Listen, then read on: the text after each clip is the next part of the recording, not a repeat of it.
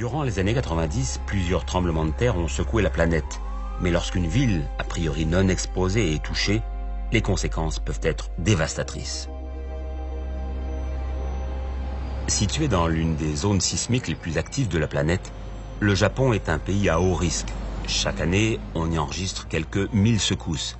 Mais rien ne laissait prévoir que Kobe, la 6e plus grande ville du pays, serait frappée par un gros séisme. Kobe ne figurait pas sur la liste des villes à surveiller. Tout le monde avait les yeux rivés sur Tokyo. La région de Kobe est située entre les deux grandes failles. On pensait qu'il y aurait d'importants tremblements de terre un peu plus au nord, à Tokyo, et aussi plus au sud, mais pas à Kobe. Personne donc ne s'attend à ce qui se produit à 5h46 le 17 janvier 1995. J'étais dans mon lit. J'ai entendu un drôle de bruit. J'ai d'abord pensé que c'était le vent qui soufflait très fort. C'était comme un bruit de tonnerre qui venait du sol. Un grondement. Il m'a fallu 10 à 15 secondes pour réaliser que ce n'était pas le vent qui soufflait, que c'était un tremblement de terre. Les mouvements se sont accélérés, ça devenait de plus en plus violent. L'immeuble bougeait tellement que j'étais physiquement incapable de faire un pas. Imaginez que le sol bouge comme ça. Les murs oscillaient littéralement, comme ça. Des murs en béton armé bien épais. À ce moment-là, j'ai compris que j'allais mourir. 5-6 secondes plus tard, ça s'est arrêté. C'était le silence absolu.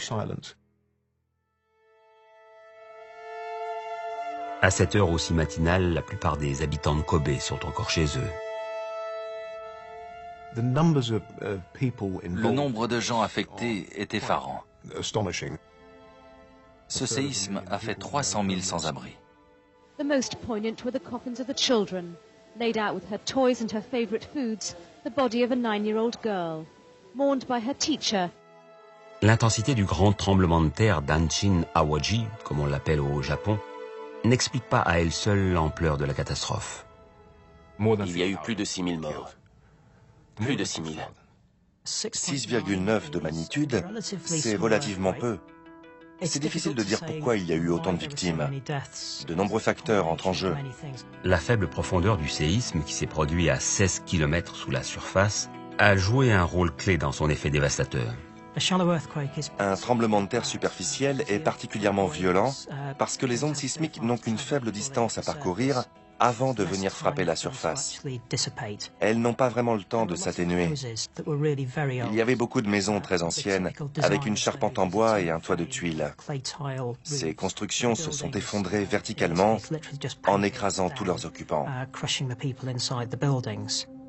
Trop d'habitations à Kobe ne sont pas conformes aux normes antisismiques.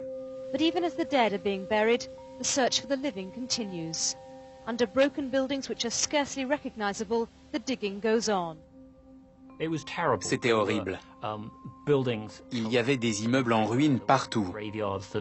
Dans les cimetières, les pierres tombales étaient renversées. Des gens apprenaient que leurs grands-parents étaient morts et ils voyaient comment on les sortait des décombres. C'était atroce. Les ondes sismiques ont un double effet destructeur. D'une part, elles font trembler les constructions qui s'écroulent. D'autre part, elles provoquent une liquéfaction du sol. Celui-ci se transforme en une sorte de boue qui vient saper les fondations des immeubles. Quand le sol tremble, il arrive qu'il passe à l'état fluide, surtout s'il est sableux. Il perd alors toute résistance, se comporte comme de la mélasse épaisse et les constructions s'affaissent. La liquéfaction des sols a provoqué l'effondrement des ponts autour de Kobe, qui s'est retrouvé isolé. Autre facteur clé dans la destruction de Kobe, les gigantesques incendies qui ont éclaté un peu partout. Dans une grande ville, il y a toujours quelqu'un qui cuisine, qui allume une cigarette. Avec tout ce bois, tout ce papier, le feu a embrasé des quartiers entiers. Ça a brûlé pendant des jours. Tout ce que j'ai vu sur 20 km, ce sont des incendies immenses qui faisaient rage absolument partout. Le feu a ravagé un nombre incalculable de maisons en pleine ville. Ça a dû être épouvantable. De nombreuses leçons seront tirées de la tragédie du grand tremblement de terre de Kobe. Les Japonais ont compris qu'il fallait appliquer dans tout le pays les normes antisismiques modernes. Les techniques actuelles permettent de construire des immeubles qui résistent bien au séisme. Environ 5 ans après, il était difficile, voire impossible, de trouver à Kobe la moindre trace de cette immense catastrophe.